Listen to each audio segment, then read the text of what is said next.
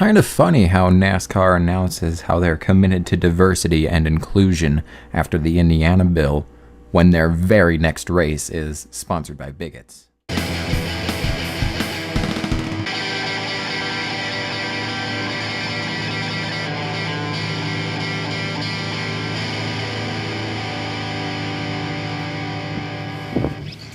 You know what?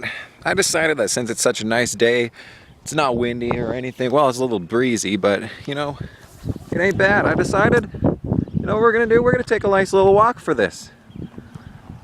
We're going to take a nice little walk for the NASCAR review. So, Texas, huh?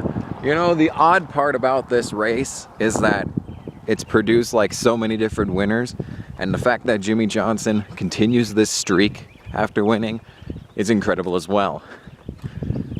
So, as for the race itself, after Martinsville, you build up such an immense amount of excitement towards races, and then you see something like that, and it's like, oh, great. Because, Martinsville was unpredictable. There was a bunch of different leaders. There was a bunch of different lead changes. There was all sorts of, stuff going on. I was going to say shit, but I forgot I was in public.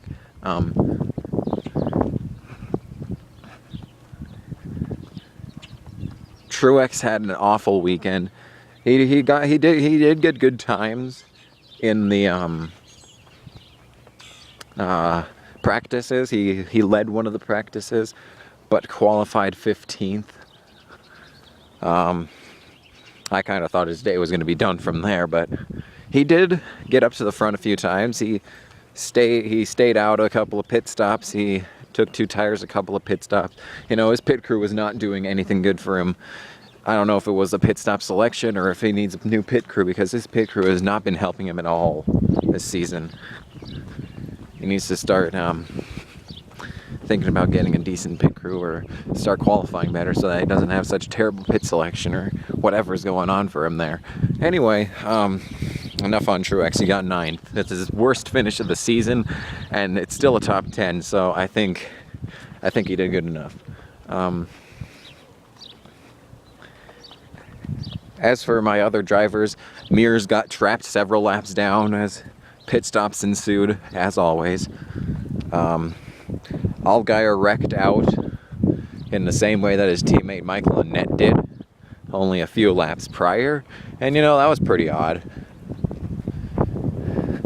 That could have gone a lot better for him, I'd say. But,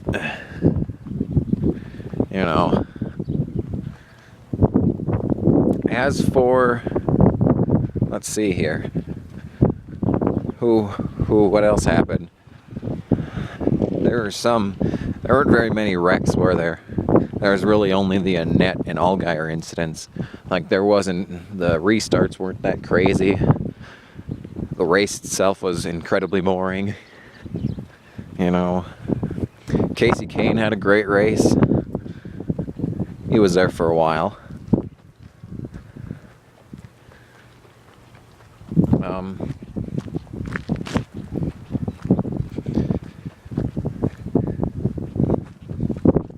So as for fantasy live, I picked Paul Menard because he made it to the final round of qualifying, and he ran good practices. He ran a good race. He was up in the top 5 for a while too, and it was looking like he was going to have a good day, and then he got out. He had a computer issue, and he got out. So yeah, that was fantastic. It's exactly what I needed in my life. Was more terrible fantasy days. Who else did I pick that screwed me up bad? Curtis had a bad day. He didn't really have that good of a race, though. He didn't have that good of a weekend either. Qualifying went well, but that was about it.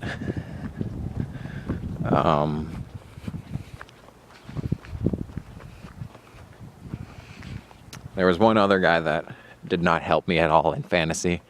I forget who though. But as always, I had Truex on the crew. He got me 9th. He was probably my best finishing. Kevin Harvick, him too. He got 2nd, miraculously. Last lap pass on Dale Jr. there. Dale Jr. uses hacks. There's no other way to explain how he can do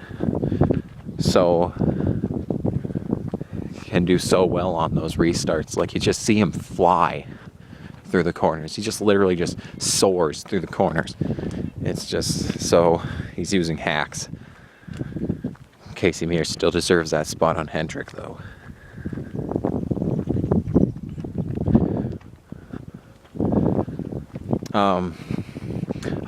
I finally got to 10 on streak to the finish. That means that I got the prize streak. I don't know what that does, but I got the prize streak. 10 correct things in a row. I can't remember who I originally picked, but I changed my choice for streak to the finish before the weekend started. I don't remember who I picked beforehand, because I picked Harvick in the end. I don't remember who I picked before though. It's starting to get windy now. It's all you're going to be able to hear, as opposed to my beautiful voice.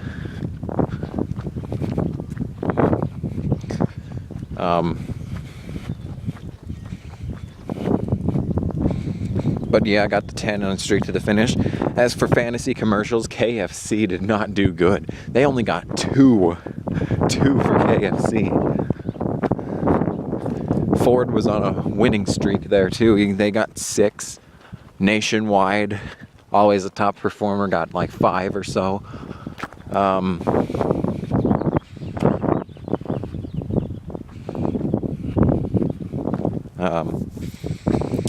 What else? It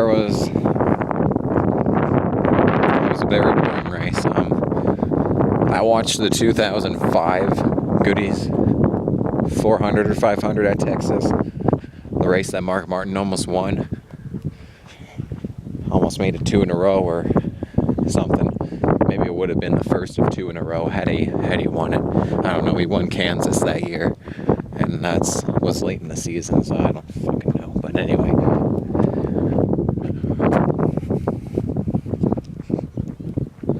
And if I remember tweeting out that if the race was even like half as entertaining as the Goodies 500 from 2005, I would have called the weekend a win. And it really wasn't. The end of the race was, when they had Johnson and Harvick and Jr. all together there, that was pretty good. That was pretty good, But beyond that, it just really wasn't that good of a race. I mean, Martinsville was edge of your seat entertainment. And now that we're back to 1.5 mile tracks, I'm back to being more excited to count commercials than I am to actually watch the race. So, as far as the review, I guess, that's about all there is to talk about here. There really wasn't anything that happened regarding the race. The end was pretty non-existent as far as entertainment goes. The whole race was almost non-existent as far as entertainment goes. Next is Bristol, though, and if Bristol is anything like whichever race was good last year, I'll be happy. Richmond, Richmond last year was like a candidate for the worst race of the year last year. Richmond was terrible, but after that comes Talladega, and if Richmond's bad, Talladega will pick it right back up again. Just like if this race was terrible, Bristol could pick it right back up again. And this race wasn't terrible. There was some good stuff, there was some bad stuff. It was generally boring. Stupid dogs. If it goes like this, I think we'll be good.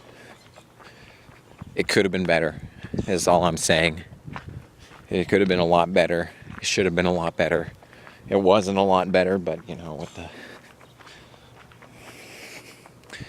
So anyway, that's about it as far as the NASCAR review. So, got about 18 points, I think, in fantasy commercials. I picked Ford. Toyota did terrible. Chevy got a lot. Nationwide and KFC. I think I'm going to have to start making a rule where you can only have one manufacturer, one insurance company, one restaurant. Because you know you got like Geico and Nationwide, they have a monopoly on the whole insurance company commercials. Ford, Chevy, and Toyota just dominate. Toyota was not doing what they usually do this weekend though. KFC was just lacking. McDonald's blew them out of the water. So, yeah. That's the extent of the NASCAR review. So, I thank you for watching me talk while I walk. Talk while I walk. Tell you what, talk while I walk. You can hear me. Coulda, shoulda, woulda. Anyway, coulda, shoulda, woulda. Not finished ninth in Texas. Anyway, ordering gear. I watched Fast and the Furious 7 yesterday. That was good.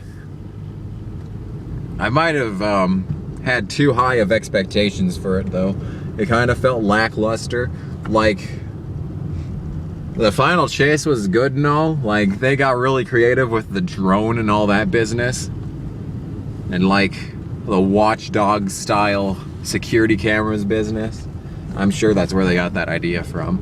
But I think the airplane was better in the last movie. So anyway, yeah, that's about the extent of this. Anyway, we will see you next weekend in Bristol, Tennessee for the Food City 500 in honor of Steve Burns and Stand Up to Cancer. So next weekend we will have NASCAR review in support of Steve Burns.